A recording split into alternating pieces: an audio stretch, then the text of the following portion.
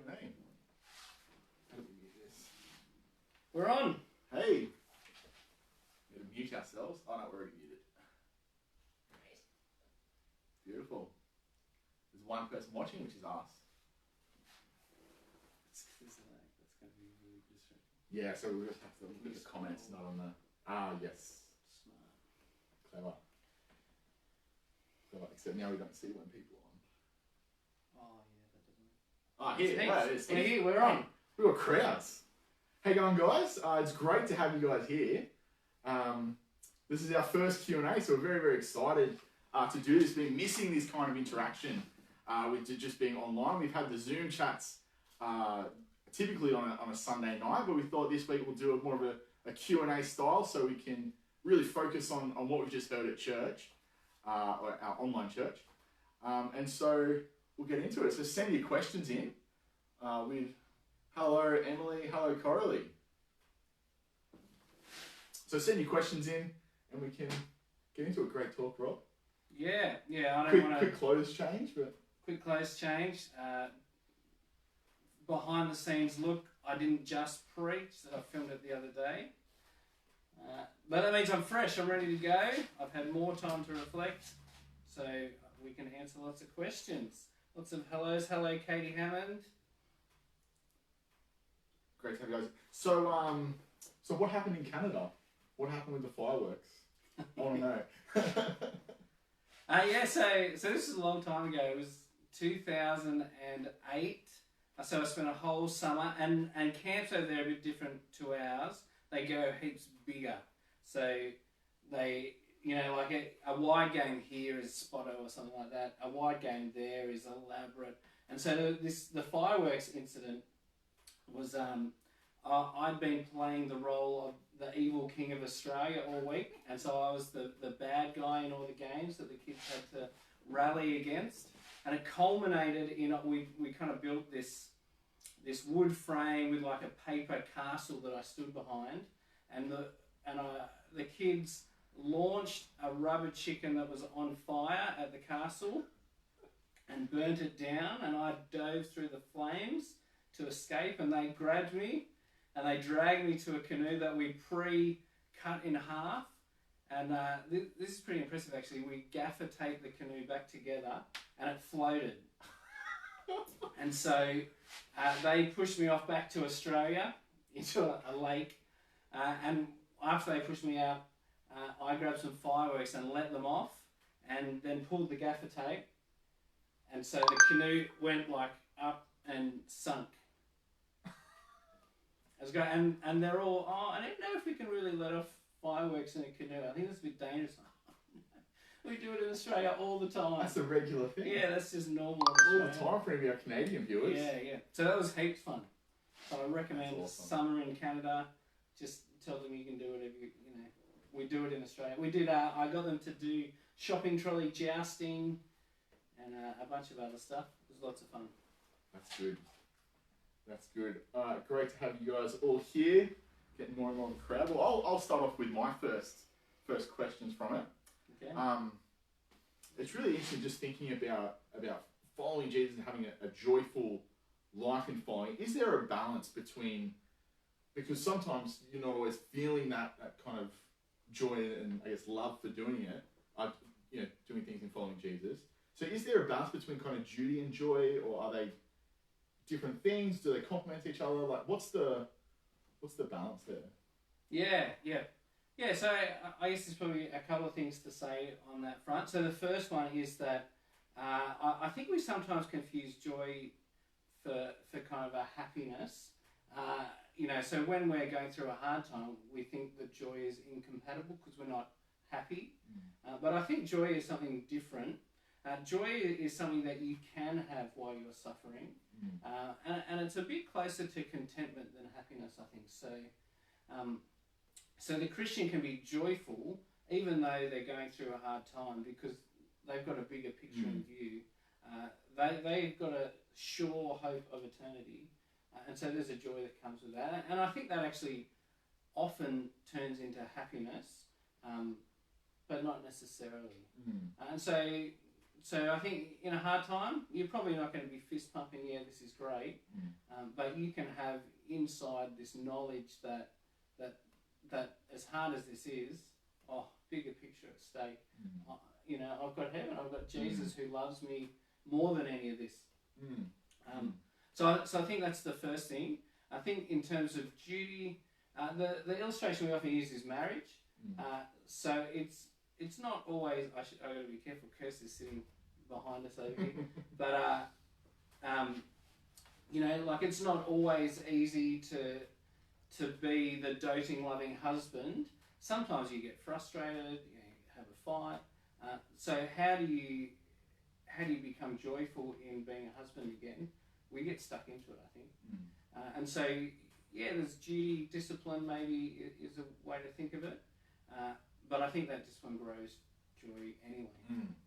And so, though we'll have those moments we're a bit down, I think persistence helps us to get the joy back. Yeah. Do you think there's a danger? Do you think there's a danger in just having that mindset of dutifulness in it? So if you're not feeling those kind of like I know like we don't want to say happiness is the same thing as joy, but those emotions of joy and happiness, is there a red flag there if we're not experiencing that ever, and we're just always going, oh no, I'm going to church because that's what I'm meant to do, and I do these things because that's what I'm meant to do, and I think that can happen. I think a lot of that comes with losing the bigger picture of Jesus. So we definitely can get bogged down in that duty.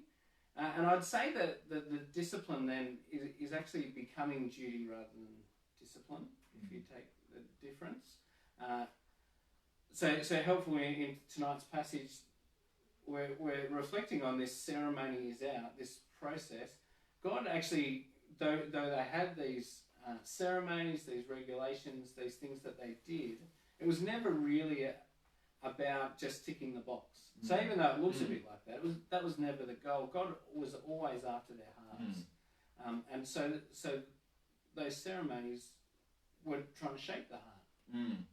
But if you lose the picture of God and only focus on the duty, on the ceremony, then you'll forget why you're doing it. You'll forget the joy that comes with it. I think the answer is to just keep reflecting on what Jesus has done. I think the more time we spend reflecting on Jesus' love for us, that he came, that he died for us, that immense love that he has for us, I think that will grow us joy. As we get in the discipline of things. But you can never have the discipline without keeping your eyes on Jesus. Yeah, absolutely. Yeah, I heard John Piper make a really good illustration that was kind of very similar in that sense about with his relationship with his wife. He said, if I got to Valentine's Day, I'd always buy my wife flowers. I go and get a dozen roses, and if I knocked on the door and I handed the roses, she'd be excited and happy and feel loved. And then if she goes, oh, why did you get me the flowers? And I say, oh, because I know that's what I'm meant to do. She's not going to feel that love anymore. and the gift that you're meant to be giving is just suddenly gone. But because I love you, that's actually the heart behind it. That is a lot more than the action, I guess. Do you have any questions out there yet on the comments? No, non-controversial sermon. Just explained everything too Everything well. was clear, perfectly addressed. That's right. Well, I've got lots of questions because I was confused. Good. But So this is the problem, all the kids' church stuff, you're going to get typecast as the bumbling idiot. Exactly. I fit it well, I got to say. But something that is a kind of consistent theme throughout John is this idea of Jesus revealing his glory. That kind of comes up time and time again. Is that different to on the cross when he dies and he's glorified?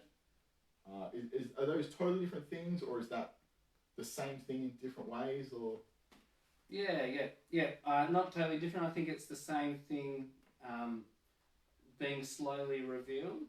That's how the passage addresses this sign. This is how Jesus reveals his glory. That I don't think means that it's revealed in full. And we're going to keep coming back to this. The disciples, it says, had this faith response.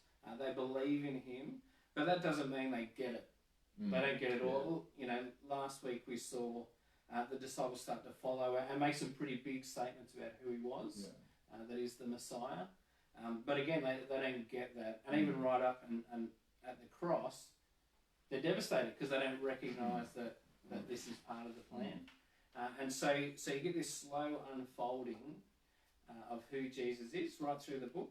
That's why he's written the whole book, so that we can see he's the Son of God and have life in his name. And so we've got a piece here. We'll see its fullness at the cross. Does that answer your question? Yeah, no, I think that answers it. So it's all revealing the same glory, but it's just fully revealed at the cross. Is that kind of what you're... Yeah. We're on that trajectory. Yeah. Awesome. Remember, if you're watching along and I'm not answering satisfactorily, we don't get the feedback. We don't see you frowning and shaking your head and disagreeing. So you got to put it in the comments or send it through on the phone. So get into it. Absolutely. I have one more. Not totally non-controversial question. Well, I don't think it's that controversial. Okay.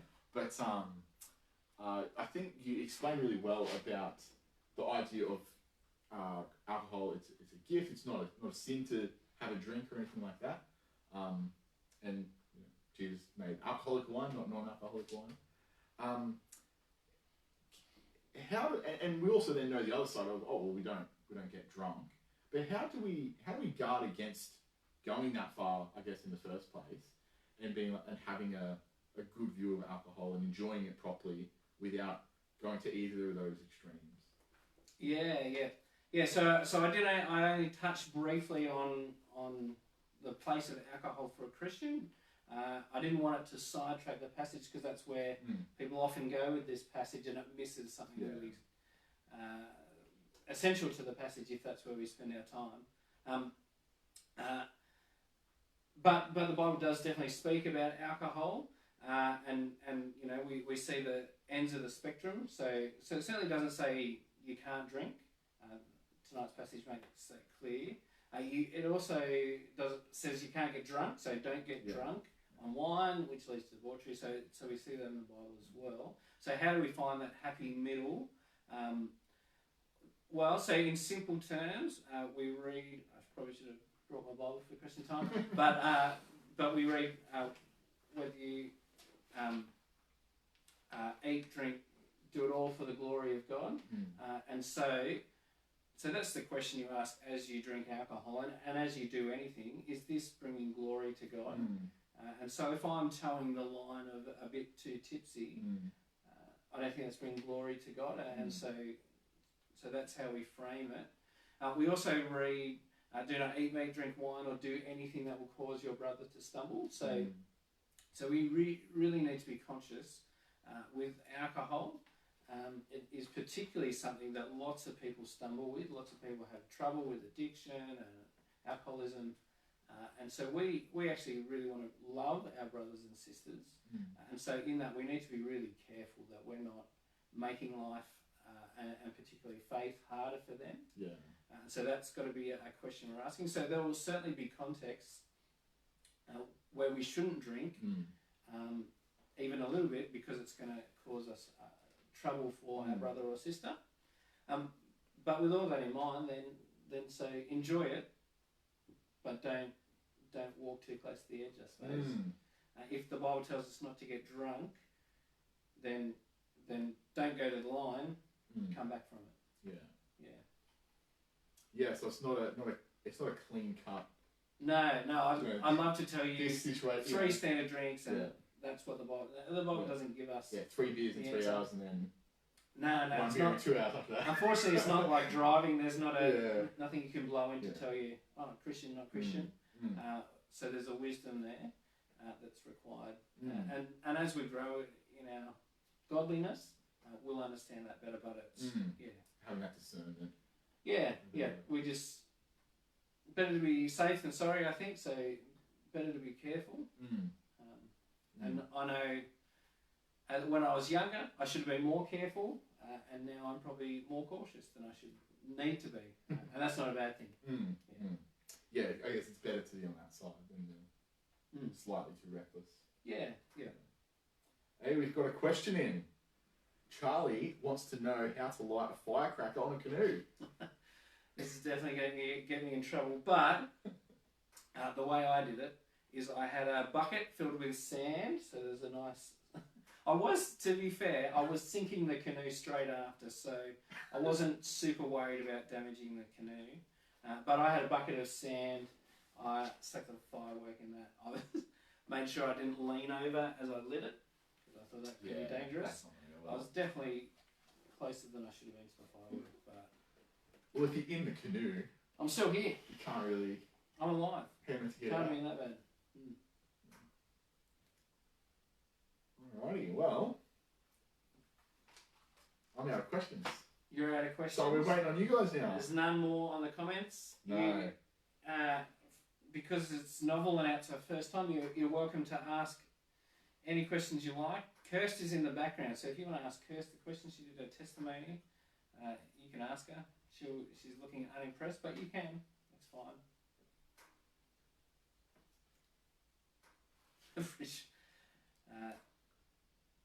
Pretty sure there were lasting effects. In Canada, fireworks are legal. Here in Australia, they're not.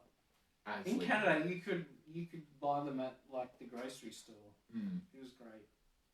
Too many rules in Australia. I definitely didn't take advantage of it. Any significance? Jared has a question for us. He says, any significance about the wedding being in Cana? Yeah. I don't think so. Nothing I came across. I'll come back to that. Katie just asked a question that Kirsty's going to answer. Oh. No, I don't think there's any significance to it being in Cana in particular, is my short answer. But I'm happy to keep chatting with you, Jared, if you've got some thoughts you want to share. Katie's question for Kirsty is, Kirst, do you have any advice on mums teaching teens the Bible? Well, I haven't done it to my own children yet. Yes. Good. But obviously I teach a lot of other people's teenagers the Bible. I think the best thing is to be as real as, to be genuine with teenagers, that like they can see through you as soon as they meet you and as soon as they talk to you. So I guess sharing your real life with them is the best way to teach them the Bible. That's probably what I say. I don't know, Rob, you were a chaplain for a long time. That's true. I suspect she's asking about her own kids. But generally, I agree with what Chris was saying. I I never pretended to be cool when I was a chaplain, because they would have picked me up on it and realised I wasn't. But when you don't think you're cool, you're actually cool, I think is how it works. Well, that's what happened for Rob. But I'm just cool, so I didn't have that problem. Yeah, I think it's important to not speak as though you're up here and they're down here. We're all just people. We're all trying to figure it out, and so speak at their level. They'll be way more switched on with some things than you will, and of course you'll be more experienced and switched on with other things than them. But come at it as equals. You're both flawed people trying to figure out what God wants. So. And find out what they're interested in regards to all of that. Like, what are their questions, rather than taking your agenda to them? What are the little bits and pieces that they actually care about and want to know about? And I would hone in on those, and that will probably lead to other things as well.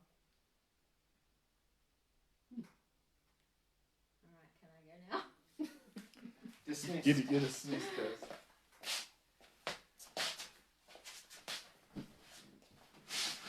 There you go. MC Nathan. Great answer. Katie likes it. She likes the video, so I assume that like is in response to Kurt's answer.